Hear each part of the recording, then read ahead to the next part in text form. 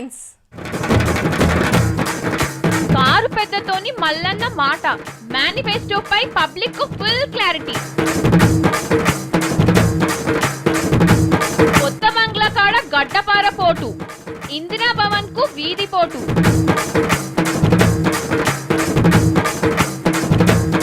మోడీ మొదలుపెట్టిన 3D campaign, ఎంటని అందుకున్న మన లీడర్లు.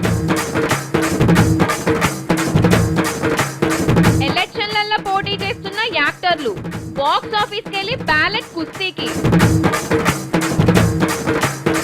గద్దరన్న గాయానికి 17 ఏండ్లు, ఇదివరకు దొరకని గుండగాళ్ళు. ఎలక్షన్లు దగ్గర పడుతున్నాయి కదా, ఒక్కో జిల్లాకు ఒక్కో తీరు రాజకీయాలుంటాయి. మరి ఏ జిల్లాలో ఎట్లుంది పరిస్థితి, ఎవరెవరు గట్టిగా ఉన్నారు, ఎవరెవరు పోటీకి దిగుతున్నారు అనేది తెలుసుకోవాలి కదా. అందుకే ఒక్కో జిల్లాలో ఎట్లెట్లుంది కథ అనేది కూడా అర్చుకుందాం. ముందుగా ఇవాళ నిజామాబాద్లో ముచ్చటేందో ఇందాం. ఇక ఓట్లు ఇంత దగ్గరకు వస్తున్నాయి కదా, ఈ 30 తారీఖు నాడే కాబట్టి మరి తెలంగాణ రాష్ట్రంలో ఉన్న ఒక్కొక్క జిల్లాలో ఎవరెవరు గెలిచేటట్టున్నారు, ఎవరు ఓడిపోయేటట్టున్నారు అనేది ఒక పారి చూద్దాం. ముందుగాల నిజామాబాద్ జిల్లాకి వెళ్ళి మొదలు పెడదాం. ఇక ఈ జిల్లాలో మొత్తం 9 అసెంబ్లీ స్థానాలు ఉన్నాయట.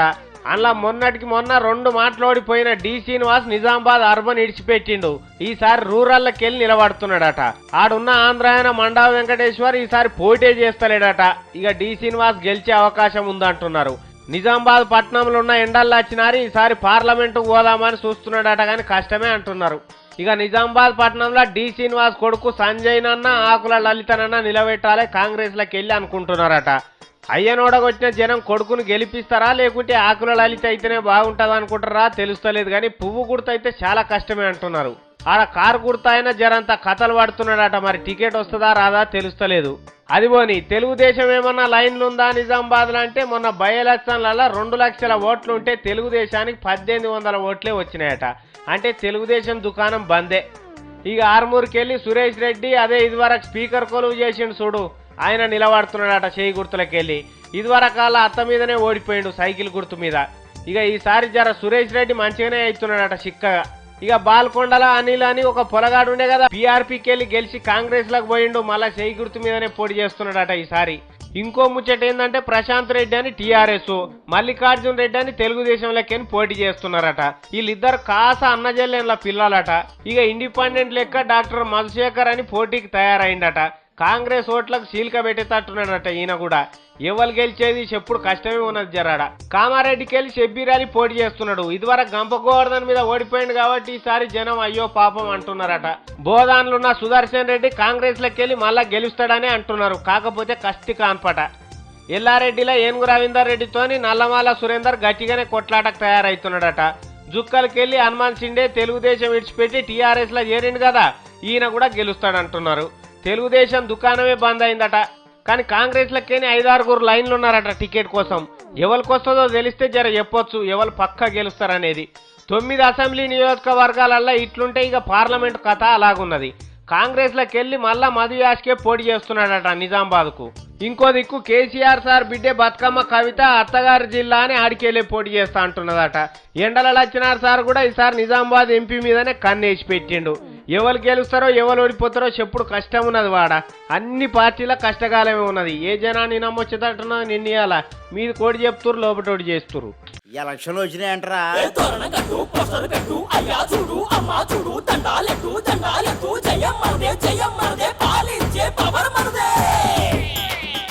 టెక్నాలజీ ఎంత పెరిగిపోయిందమ్మో. నిన్నయాల రోజు చేసే పనులలోనే టెక్నాలజీలు మిషన్లు ఎక్కువైపోతున్నాయి. అంటే నిన్నయాల రాజకీయాలలో కూడా వచ్చేసింది.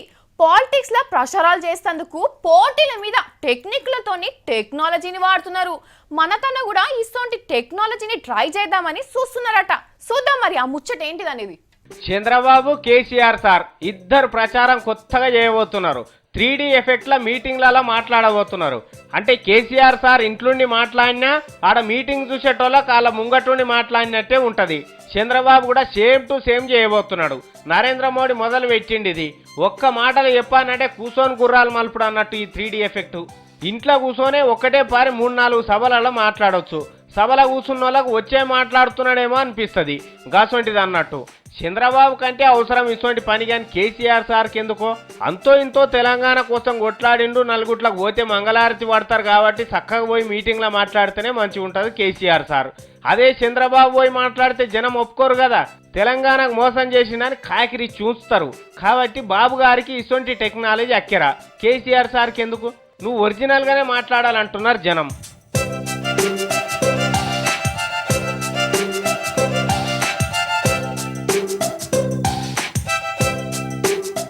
ముఖానికి రంగేసుకొని డైలాగులు చెప్పుడే కాదు, పబ్లిక్ కు తక్లీఫ్ తీరుస్తానికి సేవ చేస్తాను కూడా మేం తయారున్నాం అని చెప్తున్నారు సినిమా యాక్టర్లు. పోటీల మీద ఆ పార్టీలకు ఈ పార్టీలకు పోయి ఎలక్షన్లలో పోటీ చేద్దామని చూస్తున్నారు. మరి ఎవరెవరు ఏ పార్టీకి వెళ్ళి అన్నది ఒక్క లుకేద్దాం. సినిమాలు తీసి పబ్లిక్ తోని టికెట్లు తీపిచ్చిన దానికంటే అల్కగా పార్టీ తరపున పోటీ చేస్తానికి టికెట్లు తెచ్చుకుందామని చూస్తున్నారు యాక్టర్లు కమ్ పొలిటీషియన్లు. పార్టీలకు ఎలక్షన్లకు యాక్టర్ల కొత్త కళ కొట్టొచ్చినట్టు కానొస్తుంది. ఇక అన్నేమో గాని పువ్వు గుర్తయితే ఇంత రంగులు పూసుకున్న యాక్టర్లతోని ఇంకింత రంగు తేలి ఇకసించిపోతున్నది. కృష్ణరాజు వంటి బొబ్బిలి బొమ్మనలు ఉన్నోళ్ళు ఉండగానే కొత్తగా జీవిత, సురేష్, శివాజీలు కూడా పార్టీల కుడిపాదం మోపిర్రు. ఇక ఈ పారి పోటీ చేద్దామని కూడా చూస్తున్నారు. ఇక నాగార్జున, పవనాలు గాలైతే మోడీ దిక్కే ఇస్తున్నది. ఇక చేయి గుర్తుల సహజ నటి బొమ్మరిల్లుల సిద్ధు తల్లి జయసుధ కూడా టికెట్ ఇవ్వకపోతే కొట్టేస్తాను మిమ్మల్ని అన్నంత కోపంగా ఉన్నది. చిరంజీవి అసంటి జేవు దొంగలు అలియాస్ అందరి వాళ్ళు కూడా బానే ఉన్నారు ఈ పారి. ఇక పచ్చ పార్టీ ముచ్చట పని కట్టుకొని చెప్పవలసిన అవసరమే లేదు. సీనియర్ యాక్టర్ మురళీమోహన్ అసంటి జ్యోతి హీరోలు కూడా అభివృద్ధి జ్యోతిలిగిచ్చి ఏమైనా ఎలుగ పెడదామని చూస్తున్నారు. కళ్ళ కింద క్యారీ బ్యాగ్లు వేసుకున్నట్టుండే హరికృష్ణాలు అలియాస్ ఎవ్వలి మాటినని సినిమా సీతయ్య కూడా హిందూపురంకి వెళ్ళి పోటీ చేస్తారని వార్తలు వస్తున్నాయి. ఇక లేటెస్ట్ లెజెండ్ బాలయ్య బాబు కూడా పోటీ చేయకుండా ఊకొని పారని అనుకుంటున్నాడు. ఈ సమరసింహారెడ్డి నూనె సమర్ తీరు జిడ్డు పట్టినట్టయినా చంద్రాలు భావతానికి వెళ్ళి టికెట్ తెచ్చుకోవాలని చూస్తున్నాడు. ఇక హీరోలు, హీరోయిన్లు ఇట్లా పోటీ చేద్దామని ఉడుకు మీద ఉంటే కమెడియన్లు కూడా మాకేం తక్కువ, అయితే గీతే ఐటు కలరు తక్కువ కావచ్చు గానీ ప్రజాభిమానం రాష్ట్రాలనే ప్రపంచ స్థాయిలో ఉన్నదని ఫీల్ అవుతున్నారు. బాబుమోహన్ కూడా సైకిల్ సవారి బంద్ చేసి కారెక్కేసిండు. మరి ఏడికెళ్ళి పోటీ అనేది మాత్రం ఇంకా డిసైడ్ కాలేదు నా సింతకాయ అని అంటున్నాడు. అయినా సార్కున్న క్రేజ్ ముందు ఎవరు పోటీ చేసినా పుహార్ అన్న ముచ్చట తెలిసిందేనా.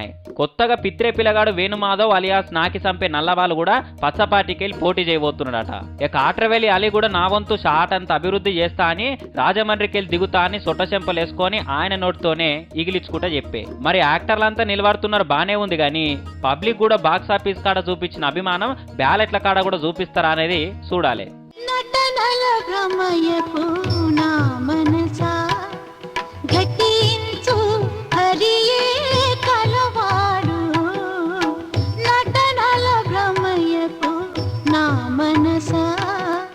కాలం కలిసొస్తలేదనో అదృష్టం బాలేదనో అనిపిస్తే ఇంటికి వాస్తు చూపిస్తుంటారు కదా కొంతమంది. వెనకసిరి కష్టపడి కట్టుకున్నది కూడా కూలగొట్టించి మార్పులు చేర్పులు చేస్తుంటారు. మరి అట్లా చేస్తే ఫేటు మారిపోతుందా అని అంటే ఒక్కొక్కరు ఒక్కో తీరు చెప్తుంటారు. కానీ నిన్నయాల లీడర్లు కూడా వాస్తు మార్పులకు ఎసరు పెడుతున్నారట. అయినా ఇల్లు మారాలి గాని గోడలు కిటికీలు మారిస్తే ఏం లాభం? గాంధీ భవన్ పక్క పొంటి కట్టిన ఇందిరాభవన్ గాచారం బాగాలేదట. మొన్న అంటే మొన్ననే కాదు కట్టింది, అప్పుడే వాస్తు బాగలేదని గడపారేసి తవ్వుతున్నారు. చూడుండ్రి ఏం చక్కనున్నది బంగ్లా, ఏమైంది ఏమైనా చీమిడి గారుతున్నదా అన్నట్లేదు. కానీ నిజమేనట, వాస్తు చక్కగా లేదట. కట్టినప్పుడు ఇటాటు కట్టిండ్రట. ఆంధ్రప్రదేశ్ పెద్ద చేయి గుర్తు రఘువీరారెడ్డి పుసుక్కున ముంగటున్న మెట్ల మీదకి వెళ్ళి పోతే కాంగ్రెస్ పార్టీ దుమ్ము కొట్టుకపోయినట్టు కొట్టుకపోతుందని ఎవరో అయ్యగారు చెప్పిండట. అందుకే కన్వర్టర్ రెడ్డి గారు రఘువీరయ్య కాలు లోపల పెడదామంటే గద్దు నొక్కుతున్నాడట.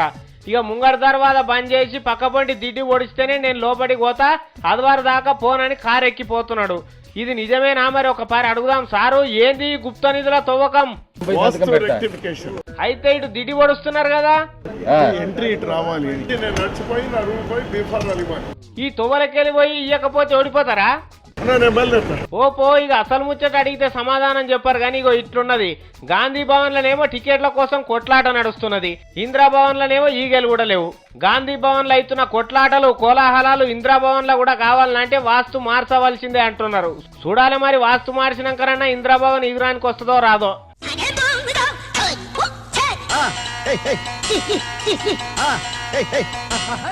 పొడుస్తున్న పొద్దు మీద నడుస్తున్న కాలమా పోరు తెలంగాణమా. ఈ పాట వినంగానే ఎవరు యాదికొస్తారు? ఇంకెవరు, మన గద్దరన్న కదా. గద్దరన్న అనగానే ఆయన పాట ఆట గురించి మాట్లాడుకుంటారు కానీ ఆయన గోస ముచ్చట ఎవరన్నా యాద్ చేస్తారా? ఆయనదేముంది ముచ్చట అనంటే మేము చూపిస్తాం చూడండి. యాదుకున్నదా మర్చిపోయినరా? గద్దర్ను తుపాకులతో కాల్చిండ్రు చూడు ఆ ముచ్చట. గది ఇప్పుడెందుకు యాద్ చేస్తున్నారంటే నిన్నటికి ఆయన కడుపుల తూటాలు దిగి 17 ఏండ్లయింది. పుణ్యాత్ముడు చంద్రబాబు నాయుడు ముఖ్యమంత్రిగా ఉన్నప్పుడు జరిగిన ముచ్చటిది. గిన్నేళ్ళు అయిపోయింది కానీ ఇదివరకు రాక కాల్చినోడెవడో తెలియదు, సంపుదామని చూసినోడెవడో తెలియదు. జనం గుండెల పాటై మోగిన గద్దర్ మీదనే కాల్పులు జరిగితే దొంగలను పట్టుకోలేకపోయిన పోలీసు రేపు పబ్లిక్ ఎట్లా న్యాయం చేస్తే చెప్పుండ్రి. సరే, చంద్రబాబు కంటే తెలంగాణ బిడ్డలంటే ఇష్టం ఉండక అట్లా పట్టించుకోలేదు అనుకుందాం. అప్పటి ముచ్చట కళ్ళారా చూసిన కవులు, కళాకారులు, కలంకారులు మస్తు బాధపడుతున్నారు. నిన్న మీటింగ్ పెట్టుకొని గద్దర్ కడుపు మీద అయిన పుండును మళ్ళా యాద్ చేసిండ్రు. ఆ టైంలో చంద్రబాబు నాయుడు కక్ష కట్టి ఆయన కాల్పులు జరిపినాడు, మాధవరెడ్డి జరిపించినాడు. వాళ్ళందరూ ఇప్పుడు తిరుగుతున్నారు. ఎట్లా తిరుగుతారు తెలంగాణలో? బెల్లెలత పాపం అమ్మాయిని 16 ముక్కలు చేసి ఒక్కొక్క ముక్కను ఒక్కొక్క బావిలో పడేసి భువనగిరిలో బెల్లెలత చంపిన వారిని, తెలంగాణ కోసం పోరాటం మొదలుపెట్టిన వారిని చంపిన వాళ్ళందరినీ పట్టుకుంటాం, శిక్షలు వేస్తాం అని చెప్పాలి. ఆవు బెల్లి లలితను కూడా ఇట్లనే చేసిండ్రు. పాపం జనం గుండెలెక్క మోగిన తెలంగాణ ఆడబిడ్డను కూడా 16 తునుకలు చేసిండ్రు. ఎవరు నరికిండ్రో, ఎందుకు నరికిండ్రో పబ్లిక్ కు బాగెరికే. ఏదైనా కానీ ఇప్పుడేమంటున్నారంటే గద్దర్ను చంపచూసిన వాళ్ళ సంగతి సిబిఐకి అప్పచెప్పాలి, అట్లయితేనే న్యాయం చేసిన వాళ్ళు అవుతారని డిమాండ్ చేస్తున్నారు చదువుకున్న వాళ్ళంతా. మరి సర్కారు ఏం చేస్తుందో చూడాలి. మా మల్లన్న తమాం షేట్ల లేకుండా అయిండు. ఓట్లు దగ్గరకు వస్తున్న కొద్దికి పని తక్కువ చేస్తున్నాడు, తిరుగుడు ఎక్కువ తిరుగుతున్నాడు. మరి కారు గుర్తోలు ఇలా మేనిఫెస్టో విడుదల చేస్తున్నారు కదా, వార్త తీసుకొస్తేనే రమ్మన్నా. మరి ఏం దక్కొచ్చిందో చూద్దాం. ఆగో చూడు, అందరూ లోపల పోయి కూర్చుంటే ఈయన దర్వాజా కాడ నిలబడ్డాడు. ఓ సారు పోవా లోపటికి? అయ్యో, వీళ్ళు తర్వాత తీసి పాడైతే లేరు కదా రాములమ్మ, నేను ఏం చేయాలి? మరి ఇదివారు దాకా ఏడికి పోయినావు? అరే ఎండెట్లా కొడుతున్నది, ఆ చెట్టు కింద జరిసే పొరిగిన. ఇక వాళ్ళు ఇప్పుడే సురువు చేసిరట, ఇక ఇప్పుడే దర్వాజాలు పెట్టుకున్నారు. నాకు తెలియదు, నువ్వు ఎట్లన్నా చేసి కేసీఆర్ సార్ వార్త తీసుకొనే రావాలి. అరే గట్లాంటి ఎట్లా రాములమ్మ? ఇక నువ్వేం చెప్పకు, సపోర్ట్ చేయక వార్త తీసుకొనే రా. నా ఫైనల్ మాట ఇదే. ఇక నేను ఏం చేస్తున్నా రామా? ఓ సారు, కొద్దిగా సౌండ్ పెంచా.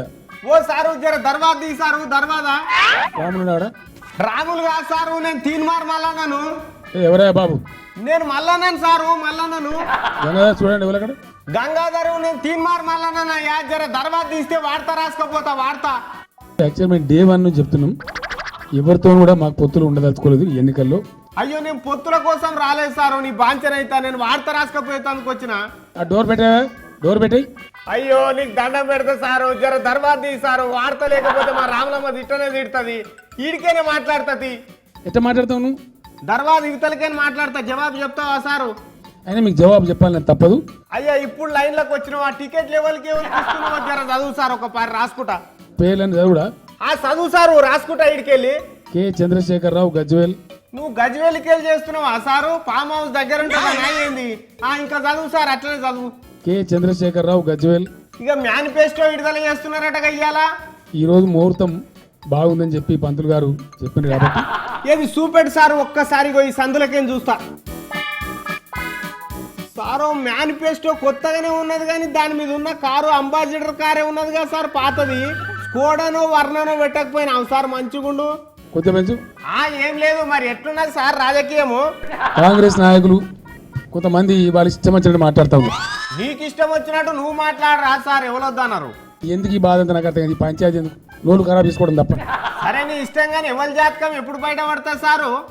అంత 27-28 రోజులు అది. మరి పబ్లిక్ ఏమైనా చెప్తావా సారు? మీరు చెప్పండి, మేము చెప్తాం. ఎవ్వలేం చెప్పినా కానీ మీరైతే ముఖ్యమంత్రి కావాలి సారు. టీఆర్ఎస్ ముఖ్యమంత్రి కావాలంటే డెఫినెట్ గా వైనా. నేను కూడా అదే అంటున్నా, టీఆర్ఎస్ కాదు మీరే ముఖ్యమంత్రి కావాలి సార్. కేసీఆర్ కు అధికారం కలనట అన్న లెవెల్ అభివృద్ధి గురించి కేసీఆర్ మాట్లాడమా? ఎందుకు మాట్లాడవద్దు సార్, మీరు మంచోళ్ళు, చాలా తెలివి కల్లోళ్ళు కూడా. ఇవ్వాలన్నా మీకు? మాకు తెలియదా సార్, ఎంత తెలివి ఉంటే తెలంగాణ తీసుకొస్తావు? ఫైనల్ గా నేను చెప్తున్నా ఒకటే మాట, రెండో మాట లేదు ఇలా. మీరు ఎప్పుడు చెప్పినా ఏది చెప్పినా ఒక్కటే ఉంటదిగా సారు, చెప్పుండ్రి. ఏమంటారండి? ఫైనల్ గా జై తెలంగాణ సారు. ఎస్. అమ్మయ్య, మొత్తం మీదనైతే వార్త దొరికింది పోయాల. మా రాములమ్మ ఏమన్నది? కొందరు చెప్పే మాటలు వింటుంటే మోకాలికి బోడిగుంటుకు లింకు పెట్టినట్టుంటది. అసొంటి మాటలే చెప్తున్నది మమతా బెనర్జీ. నేను చేయని పని ఎవ్వరు చేయొద్దని, అట్లా చేస్తే పార్టీ ఖ్యాతి పీక్ స్టేజ్కు పోతుందని కొత్త కొత్త ముచ్చట్లు చెప్తున్నదట. ఇన్న నాకైతే సమజ్ కాలే కానీ మీకేమైనా అవుతుందేమో ట్రై చేయండి. ఎందుకే ఎక్కెక్కి పడి ఏడుస్తున్నావని అడిగితే అత్త చచ్చినందుకు కాదు పక్కింటామే పట్టు చీర కొనుక్కున్నందుకు అన్నట్టు చుట్టుముట్టున్న సూడులు కనిపిస్తలేవు గాని కొత్త కొత్త ముడిలేసుకుంటూ పోతుంది మమతా బెనర్జీ అమ్మ. ఈమె చుట్టుపక్కలుండే కార్యకర్తలకు కొత్త హుకుం జారీ చేసిందంట ఈ మహారాణి. నా పార్టీలు ఉన్న ఆడోళ్ళు లిప్స్టిక్ వేసుకోవద్దు, మొగోళ్ళైతే మందు తాగొద్దని గట్టిగా చెప్పిందంట. మరి ఎందుకు అట్లా అంటే అట్లా చేస్తే పార్టీకి మేలైతుందని చెప్తున్నదట. ఇక ఏ రకంగా మేలైతుందో గామికే తెలవాలి. మరి మందు తాగొద్దు అన్నది సరే ఒప్పుకుందాం, కానీ లిప్స్టిక్ల సంగతి ఏంది? ఓ దిక్కు ఆడపిల్లల మీద లేనిపోని అడ్డమైన దాడులు దారుణాలు అవుతున్నాయి దేశంలా. గవేవి కనిపిస్తలేవు గాని ఈమె కన్ను ఆడోళ్ళ లిప్స్టిక్ల మీద ఎందుకు పడ్డదో తెలిసిపాడైతలేదు. ఈమె ఎట్లనో పెట్టుకోదని వేరేటోళ్ళకు కూడా పెట్టుకోవద్దని చెప్తున్నట్టుంది. శంకరాచార్యులకు పీర్ల పండుగకు ఏంది సంబంధం? అట్లనే లిప్స్టిక్లకు పార్టీ బాగుపడడానికి ఏంది సంబంధం? ఏమో పొన్రి, ఈ నడమకి లీడర్లు పొంతనలేని పనులు ఎందుకు చేస్తున్నారో తెలుస్తలేదు. ఎలక్షన్లు అనగానే ఏడలేని లొల్లి టికెట్ల కానే షురు అవుతుంది. ఇదివరదాకా పాలిటిక్స్లో ఉన్న వాళ్ళ సంగతి అంటే ఎరికిందే. వాళ్ళ నడుమ ఏ రేంజ్లో పోటీ ఉన్నదో కూడా ఎరికే. కానీ సరికొత్తగా కుడి పాదం మోపి ఎంట్రీ ఇస్తున్నారు కదా కొత్త లీడర్లు. మరి ఎస్సొంటోళ్ళు వస్తున్నారు, గెలుస్తానికి ఏమేమి స్కెచ్లు వేస్తున్నారు అనేది దేకేక్బార్. ఎన్నన్నాలుగుట్ల గనరానోడు కూడా ఇవాళ ఏదో ఒక పార్టీ కండు వేసుకొని తిరుగుతున్నాడు. వస్తున్నారా ఇసొంటోళ్ళు మీ ఊర్లో పొంటి? ఎందుకు రారు? ఎమ్మెల్యే ఎంపీ ఓట్లు దగ్గరికి వచ్చినాయి కదా, అందుకే ఊరుకొస్తున్నారు. నాలుముచ్చు లెక్క నాలుగు ముఖం వేసుకొని తిరిగేటోడు బాగున్నావా పెద్దయ్య, చిన్నమ్మ, కాకయ్య అనుకుంటా వరుసలు పెట్టి పలకరిస్తుంటాడు. అయితే అందరి సంగతి ఎరకలేదు కానీ ఇక ఎమ్మెల్యే ఎంపీ సీట్లు కావాలి అని తిరిగేటోళ్ళ దాంట్లో ముందుగాలున్నది ఎవరో ఎరికేనా?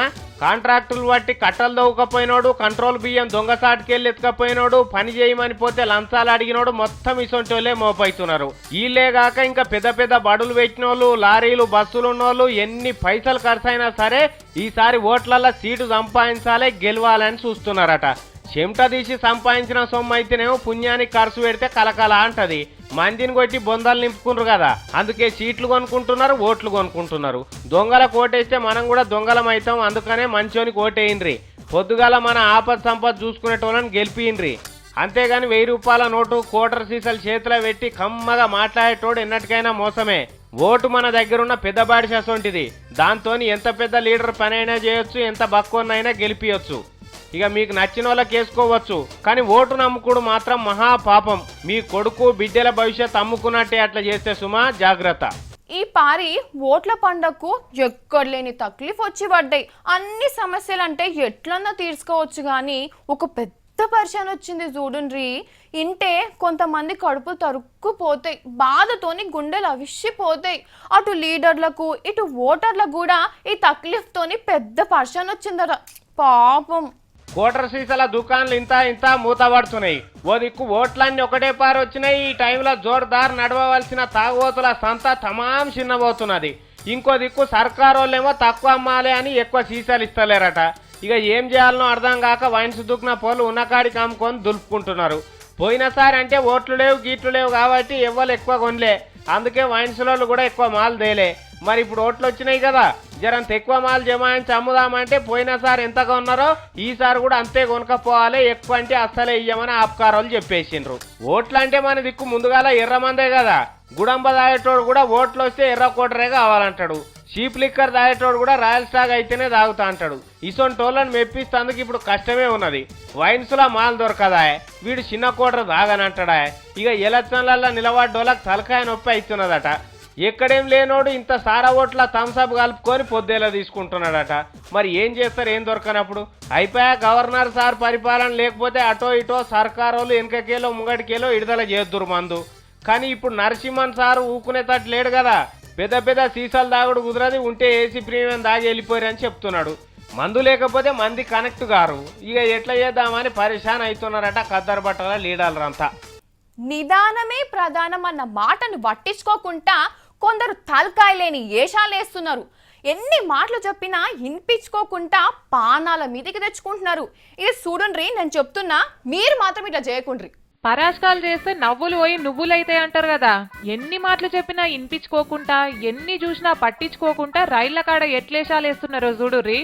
ఆడో రైలు వస్తున్నా చూసిరా, ఇక్కడ బండ్లు పోయేటి పోతూనే ఉంటాయి పట్టాలు దాటుకుంటా. అగో ఒకరు వెనకలొకరు ఆత్రపడి పోతున్నారు. అది పోయేదాకా కూడా ఆగుతలేదు వీళ్ళకు. ఆడ కూత పెట్టుకుంటా స్పీడ్ మీద వస్తుంటే సుతారం సూర్లదారం తీరు ఈడ నిమ్మలంగా దాటుతున్నారు. ఏహే బిరాన దాటురి, వస్తున్నదా లేదా అని చూసుకుంటా నిద్ర మొకాల తీరు ఏందా నడుపుడు. ఆయనతో దగ్గరకు వస్తే ఏంది పరిస్థితి. అమ్మయ్య ఇంకా నయ్యం, ఎవ్వరికి ఏం కాలే. జరంత అటు ఇటు అయితే ఎంత ఆగమవు ఏం కథ.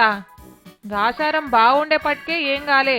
మీరు కూడా చూసిరు కదా, ఇట్లా రైళ్ల పట్టాల కాడ ఆడ ఆత్రం పడకుర్రి, ఆగంగా ఆకుర్రి.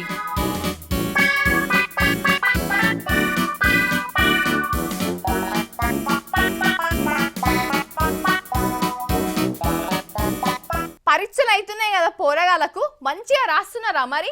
జరా ఆ పరీక్షలు అయిపోయేదాకా అడ్డమైన క్రికెట్ ఆ ఆటలు తెరుగు పోకుండ్రి, మంచిగా చదివి పరీక్షలు కూడా మంచిగా రాయండ్రి. All the best. మళ్ళీ రేపు వచ్చి ఇంకా మంచి వార్తలు చెప్తా. అప్పటిదాకా చూస్తూనే ఉండండి బేసిక్స్.